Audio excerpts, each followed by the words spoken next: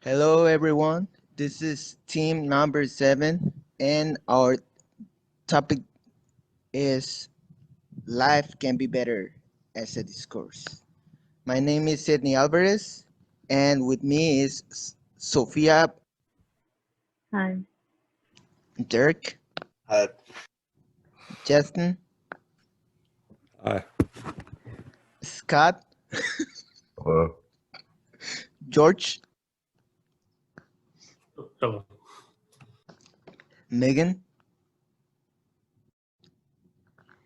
and hey there, Ruby Sella. Hi. So the media example that we chose that represents this discourse is a scene from The Devil Wears Prada, and everyone in our group had seen this movie prior to this group. So a little background, the main character is working with other females who don't necessarily respect or like her, and it's based off of the fact that she isn't keeping up with current trends. She then goes through a transformation in which she is given more designer items and is given a new look. When she returns to work, it is shown that her coworkers treat her differently. So I'm going to go ahead and play that clip for you now. Okay, so I'm screwing it up. I don't want to. I just wish that I knew what I could do to.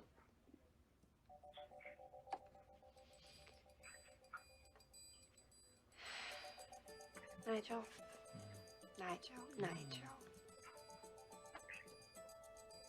No. I don't know what you expect me to do. There's nothing in this whole closet that'll fit a size 6, I can guarantee you. These are all sample sizes, 2 and 4. All right, we'll join this for you. A And poncho.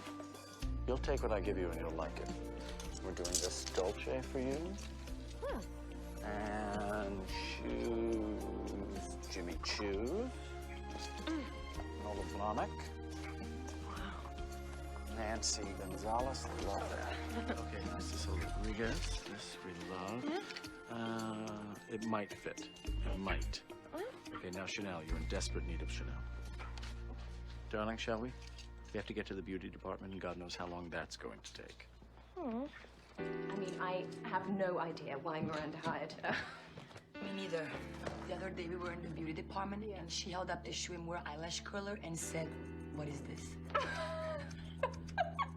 I mean, I just knew from the moment I saw her she was going to be a complete and utter disaster.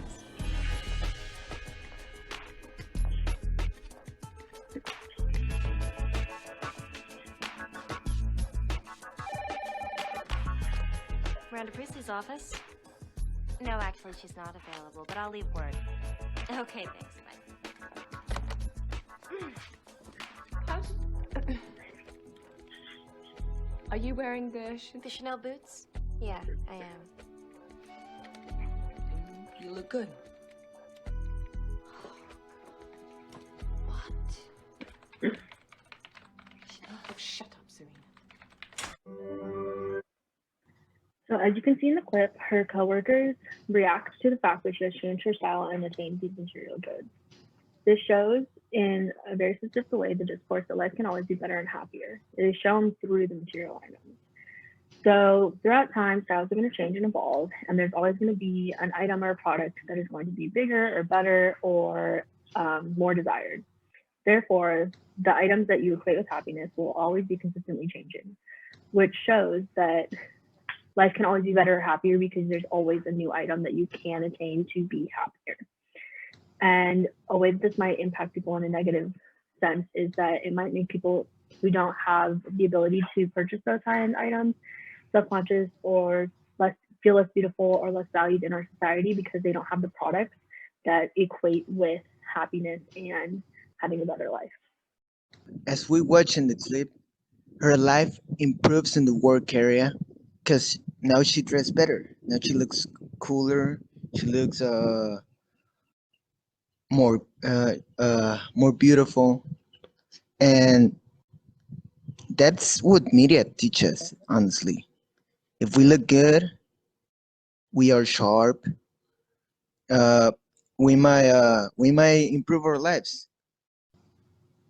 The main takeaway that we took from this clip is that the discourse that you can choose to be happier is portrayed by changing your attitudes and your outfits.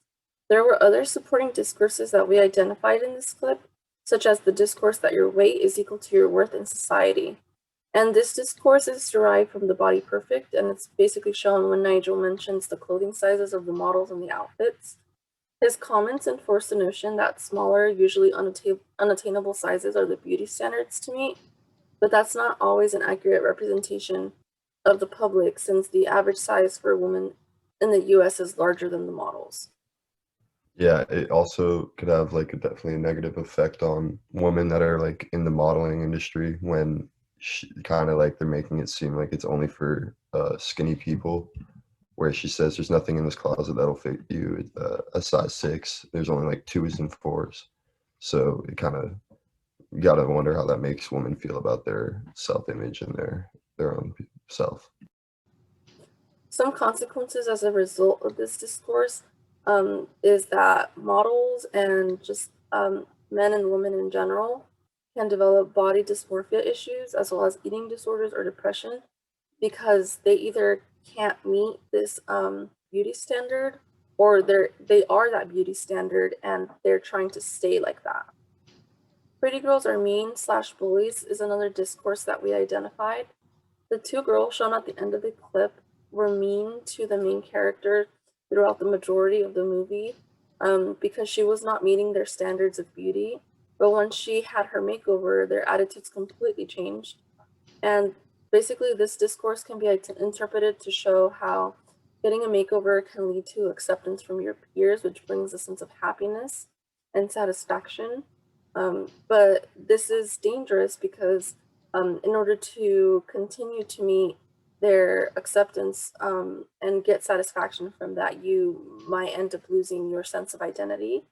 And the discourse that material goods bring confidence and happiness derived from the material good life is also tied to this past discourse, because when Andrea is changing her clothing, she feels like she fits in more. And that allows her to feel more confident and happier at work. And it also makes the girls respect her more, which gives her satisfaction as well.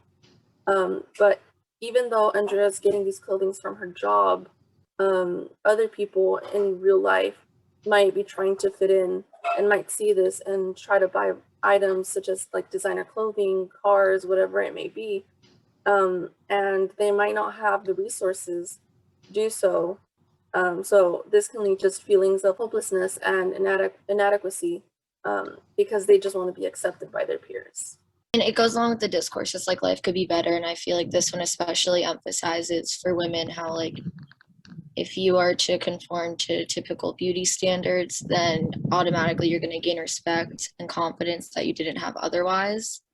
And if you watch the movie, I think you can tell that Anne Hathaway, like, her character is pretty minimalist. She doesn't normally wear all of these designer clothes and things, but then immediately, like, once she starts wearing them is when everyone starts noticing her and respecting her. So it kind of just teaches us to tie these material things to these emotions of confidence and happiness and respect. And so I think that's where it kind of it chips away at, like, who we are a little bit, because it enforces that we need these things in order to be any of those or experience any of those emotions.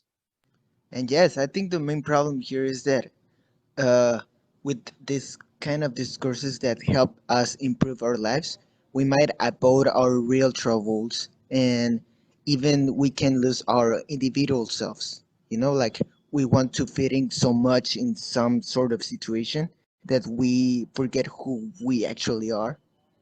And the discourse is telling us that the cultural idea of looking better or wearing better clothes, or if you're more skinny or you're in great shape, you're gonna get better at anything you want.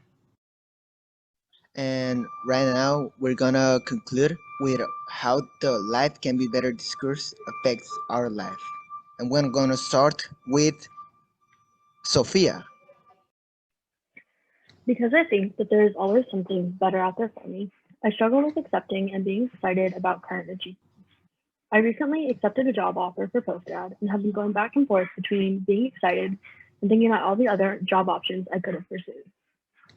I've been overthinking if I am moving to the right place, the place that will make me the happiest, if I'm working for the organization that will make me the happiest, and if I did everything I wanted to in college to be the happiest that I can be looking back on my college years. I'm stuck in the mentality that there is a happier option that I'm missing, and it prevents me from being excited about the job that I chose. If I feel like I am never comfortable settling, which leads me to being less satisfied overall. I think you can only be settling for something if it is in comparison to something else. It makes it hard for me to know when to push harder and reach for other goals, and when where I'm at is worth being happy and excited about. All right, so the next speaker will be George. Yeah, I could relate to this discourse a lot, in particular to the movie, because I could identify the guards that reinforce this idea, you know, much the same in my life. So like the guy actually reminds me of my mother when she'll go out and buy me clothes and she's like, you're gonna wear this and like it. And the two secretaries remind me of my sisters, because they're always judgy when I show up with you know, a ripped t-shirt or something, and you know, when I show up with dress pants and a belt, they're like, oh, wow, you know, you look great. But anyways, as you could tell, I don't like wearing fancy clothes, and I've built some agency to this because I kind of know that it's already a marketing ploy to buy more stuff. And at least in this form, I feel like, you know, I've adopted the alternate discourse, which is money doesn't buy happiness. However, to say that this discourse doesn't affect me would be an exaggeration, because I do buy, you know, the premium stuff. I do still buy, you know, I still buy stuff to make me feel better. And, but at least it's not close, so. Thank you, George. So the next speaker will be Dirk. So the other day I was looking at my screen time, and on my phone I have almost 6 hours a day, just mostly on social media. And there are just so many different like influences from pop culture being sent out in my head that just like convinced me that what I have right now just isn't enough. And it's like, if I need more of like everything if I want to be happy. It's just like what I'm like getting from everything, especially right now, like seeing everyone on vacation, just like these cool beaches or super awesome locations. Like I'm just here like home grinding, work and school. It makes you think like, wow, I could be so much happier if I was just out there, like not having to worry about any of these problems or anything. And like, I definitely see it rubbing off badly with my parents and my family if like I'm just not in a great mood because I'm seeing everybody else doing like a bunch of happy stuff. But what I need to realize though is everything they're doing isn't really perfect. Like even though they look happy on social media, they're having problems in real life, and it's just I need to focus on myself instead of not what they're doing. I don't need to like be happier according to them, just be happier according to me. Totally. So the next one will be Justin. Kind of like what Dirk was saying, I think social media plays a big part in it, because everybody's always, you know, they're putting the best picture of themselves, or they're, you know, posting footage on vacation, or, you know, and then between every few posts, there's advertisements of things that people want you to buy. And I don't know. Recently I've been trying to just appreciate what I have more, and like just, you know, because someone's always going to have it better than you, but it's all kind of relative to our own life. So trying to step away from it a little bit and appreciate what I've got going. And the next question goes to Scott. Yeah, so in today's world, I feel like we're always constantly comparing ourselves to what we see in other people. And like they were saying earlier, when I see someone post when they're out with friends at like a lunch or dinner or even on vacation, I just think about how like they seem to be happier and their life seems to be better than mine. And it's really not a healthy thing, but it's something that I can't help. And it affects the relationship / perception I have with myself, which can definitely lower my self-confidence, which like causes me to be less happy. And when I see people that like Dirk was saying are more affluent, or like I have a friend whose father is a multimillionaire, and like they go on yacht cruises, and it makes me feel kind of bad about myself, because I think I know I'll never have that type of money. So I can never like achieve that type of happiness, or my life will never be that better. but it's something that we all as like a society need to work on, because I think we're always comparing people to ourselves. And overall, I think my life will be happier / better when I can just learn to accept myself and my life. Yeah. Totally. Yeah. So, Megan, how do you think this discourse affects you? Yeah, so this discourse is pretty internalized for me. I was an athlete my whole life growing up, so um, just constantly being better and pushing yourself more has been instilled in me a little bit. And I have to agree with Sophia. It doesn't allow me to kind of celebrate my wins as much as I should. It's more so I just like look at something as a stepping stone to what's next. And it's like constantly chasing that destination when in reality there really is no destination. You know what I mean? Um, so I think, yeah, it's definitely had a negative impact in regards to just being really hard on myself and not just giving myself credit where credit's due. So yeah, and then like the social media thing too, just on top of being hard on yourself, then you're constantly seeing other people's accomplishments and things like that. And it's like, oh, well, they're so happy with this. Why can't I feel that happiness? You know what I mean? So yeah, that's just kind of how it's impacted me. Well, yeah, that's a nice point of view. Now we have Ruisela. I think the discourse that your life can always be better or you can always be happier has affected how I go about my goals in life. Personally, I am about to reach one of my goals, which is graduation. And while I'm happy that I'm graduating, I feel like I should already be having another goal in mind and I should already be working towards that. One of the goals that I've already set for myself and that a lot of people have told me that I should be working towards already is getting my engineering and training certification, which is basically a certification that you get after taking a 6-hour test. And I feel like I can't really enjoy my graduation because everybody has been telling me you need to get this done before you graduate or immediately after you graduate. So it just seems like I can't enjoy my graduation. And then after my engineering, my EIT certification, I then have to work for my professional engineer licensure. So it just feels like it's never enough and it's a constant battle to reach goal after goal. And this just seems like an endless cycle because there can always be another goal or another milestone that you can be working towards. And you never feel like you're truly happy because you can always do something else. Yeah, everyone's point of view about this discourse is pretty similar. And I'm not the exception. I'm a human in this society as well. And I've seen that everyone tells you to pursue your dreams, to go forward. And also we have the other point of view that tells us, don't worry, everything's gonna be all right. Mm, life is easy, you just make it hard, or some stuff like that. But I think the main goal on your life is ourselves, you know, because we are like dogs chasing the car. But what happens to the dog when he actually reaches the car? What does he does now? So we're not dogs. We're more than that, and we gotta keep pushing ourselves further. We gotta look for more uh, uplifting uplifting goals.